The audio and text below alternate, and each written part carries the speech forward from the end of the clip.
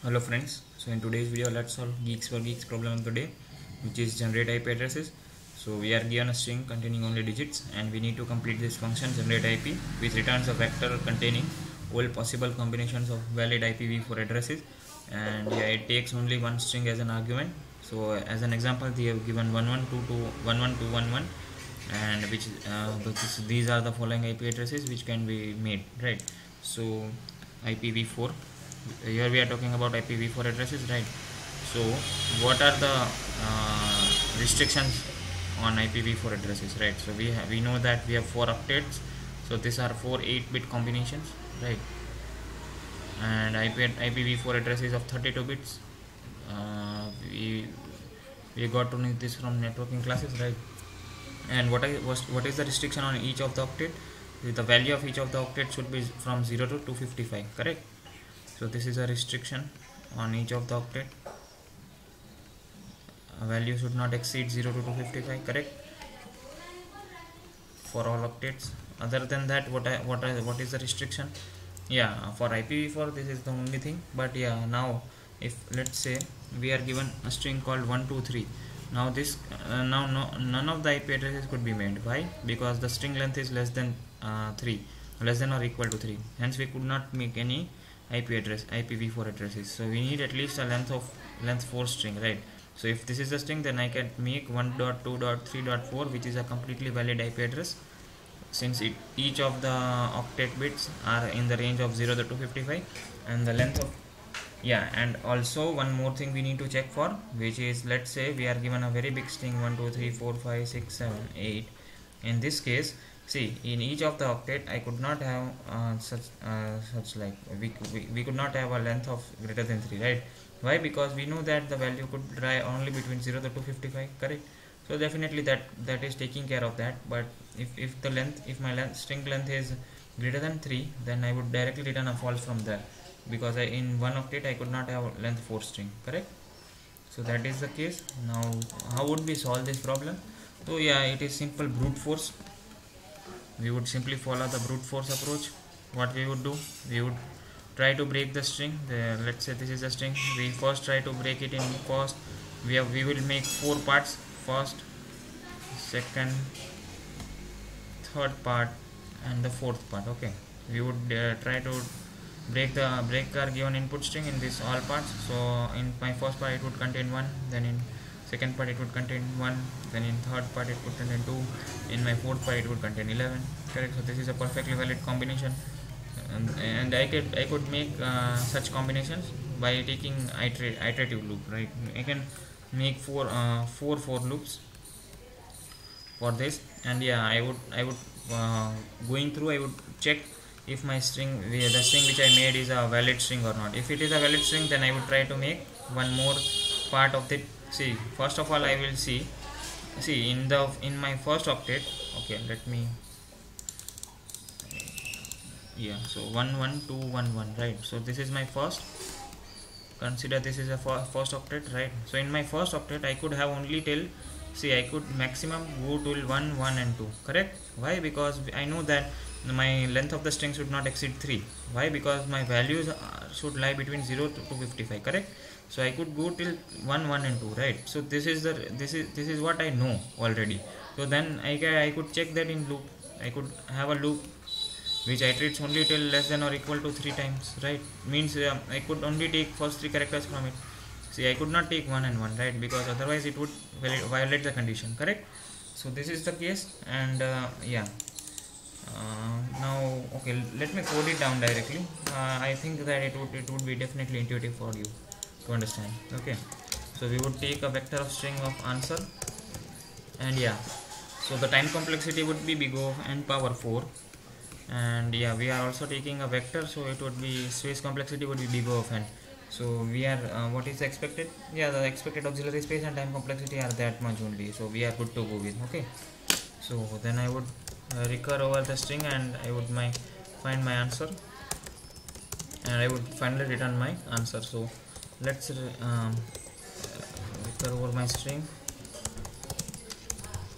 and this is my vector of string of answer, correct? Now I would have 4 variables I, j, k, 3 variables as of now. I would start from I equal to 1, I less than or equal to 3, and also I need to check I less than s dot size, right, and I plus plus, correct. So this is my first part. What would be my first part? The first part would contain the string from s dot sub from 0 to I, correct. So it would be, see, so if I write this much only, then what would be my result? See, if my input is 1 1 2 1 1, right, so what it would do, I would start from 1, then I would get the first substring, this one.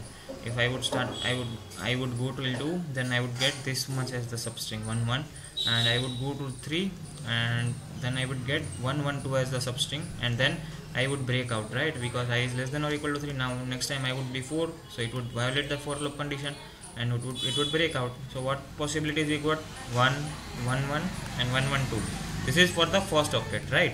Similarly, we need to iterate for the second, for the third and the fourth octet, correct? So that is also very simple. Let's see how could we do that. So I would then start my j. I would then start my j loop with j loop with again with 1 and j my less than equal to 3, and see, now what we need to check, I plus j is less than s dot size, correct. See, let me go to OneNote and explain it to you, right. See, the first octet I have completed, right. I mean, if my string is 1 1 2 1 1, right, let's say I is still 2 here, I is 3. Okay, I have completed my first octet. Now my for second octet, I will start, see, I can take still 3 characters in my second octet, correct. 3 characters in all of the octet. I could take 3 characters maximum in all of the octets, correct. Now, but I also need to check the string size, right. So now I have covered already covered I characters, right. Now I am taking j characters. So that means that my I plus j should be less than string dot size, correct. So that is the case I am taking care of here. See, I have already taken I characters, and now I am taking j. So if sum of both of them is less than size of the string, then I could take. So now my second string would be s dot substring. It would start from I and it would go till j, correct. J characters, right. Yeah, if you don't know the how substring function works, then go to C++stl and type substring. See, you will definitely get it. So this is for the second part. Now for the third part, the same thing, k is less than 3, and also need to check I plus j plus k is less than s dot size, correct, and then k plus plus, correct. See, now we have covered I characters over here in the first octet. In the second octet I have covered j characters. Now I am for k, right. So for k, how much we would require, we need to see that. So, and we need to check that it does not exist the string size. So now my third string, what would be my third string? Yeah, see, third string would be I plus j. I have already covered. And how much characters now? More k characters, correct. And now see, for the last part I do not need to iterate again, right. Why? Because I know that, okay, sorry, for by mistake I closed the OneNote. Let me open it again. Yeah, so see, I have covered till third part. Yeah, my third part is covered. Okay, now I need to just check for fourth part. Now fourth part is what is my fourth part? Substring. It would be the number of characters I have taken at I plus j and k, right. Now my fourth part would be the remaining all the characters, right. Means whatever remains, right. If one character remains, then 1. If 2 characters remain, then 2, then 3, whatever, right, whatever is the case. So I did not have a for loop separately for that. See, this is the I pair valid I pair combination. So I have covered I characters over here, j characters over here, and k characters over here. Now whatever remains, what remains? N minus I minus j character remain. What is n? N is my string size, correct. So this much character remains. So this would fit in over here, correct. So I would directly make a string fourth from here. String fourth. With what it would be? It would be string substring from I plus j plus k till end, correct. So if I write, see, let me explain to you substring function also. See, substring function takes 2 arguments. It can take 2 arguments, it can take 1 argument, right. See, if I pass substring of, see, if my string is a, b and c, and if I pass s dot sub str of 1, what it would be giving me result? bc. Okay, so it would give me bc as a result. But if I pass s dot sub str of 0 1, right, so it would start from 0 and it would move till I reach my 1 position, right. So see, so the answer of this would be a, correct. Why? Because it would take a single character starting from 0. This is the number length of the string which I need to take. Okay, if I write s.substr of 0, 2, then it would give me AB. Why? Because I have taken 2 characters starting from 0. Correct. So this is a simple functioning of substring function. Now I need to check if it is a valid combination, right? If first is a valid, if second is a valid. Correct. Because see, valid, I told you, right, means IP addresses could take only from 0 to 255. Correct. So I would check for the validity of all the strings. Now let me define one valid function. It would take string as an argument. Correct. If my string size is greater than 3, then directly return false. We know that we can adjust only 3 characters. Correct. If my string dot front equal to 0 and my string dot size is still greater than 1, see, return false. How is this case handled? Why I'm taking care of this? See, there could be a possibility all of them are 0, right? Now what I would do, for the first part I would do this, for the second part and the third part, let's say this is the string, so this is not a valid IP. Why? Because I need see, a single 0 is valid, but double 0 is not a valid again. Correct.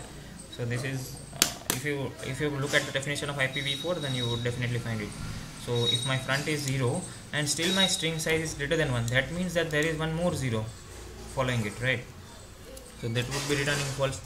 And how would I return? So I can see there is a C++ STL function STOLL which would calculate the value of my string. See, if I give string 123 as an input, then it would give me return an integer value 123. Okay, so this is a STOLL is a C++ function which we could use while we do C competitive programming. Correct. So then I would check my value should be greater than or equal to 0 and my value should be less than or equal to 255. Correct. So this is a simple case. Now let me try it. Okay, yeah, if it is a valid, then we need to push back to our answer, right? So that we forgot. So first, and yeah, we need a dot between first, second, then again a dot between second and third. So this is case we need to handle, and then my final dot. Okay, so this is done. Let me compile it, run it, if it is working. Yes, we are getting probably the correct answer. Let me try to submit it. Yes, so we have solved the problem. So if you like the video solution, do not forget to like and subscribe to the channel, and if you have any doubts, do comment it down. Okay, thank you.